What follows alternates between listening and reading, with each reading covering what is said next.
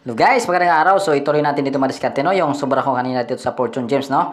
So ilaro natin ngayon ng Dragon versus Tiger no. So subukan natin dito guys mag follow the latest no. So check natin madiskarte no kasi nagdalawahan yung huling labas niya no. So sundan natin tong Tiger madiskarte no.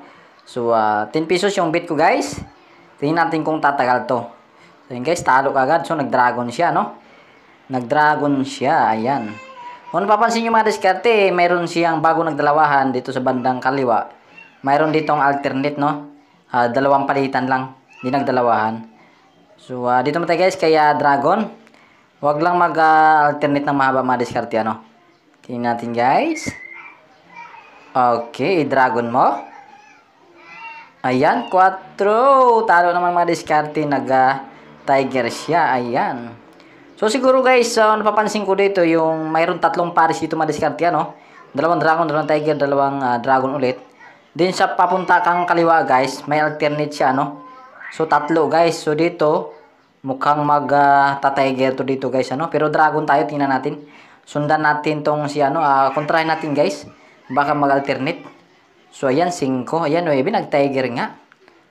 Okay, mukhang balik siya ng mukhang balik to guys ng dalawahan ano.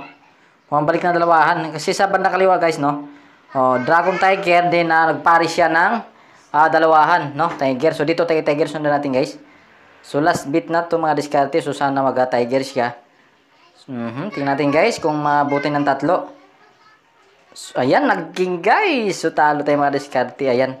Talo tayo, inubos siya agad. Di man lang nagtagal mga diskarte ano. So balik guys to malamang ng dalawa ano. So panoorin natin guys yung susunod na lalabas niya. Ayan tingnan natin. Kasi kung titingnan natin guys, dalawang alternate lang sa kabila, di nagdalawahan. Ngayon kung balik siya sa dalawahan, dapat magiging dragon siya no. So tingnan natin mga diskarte.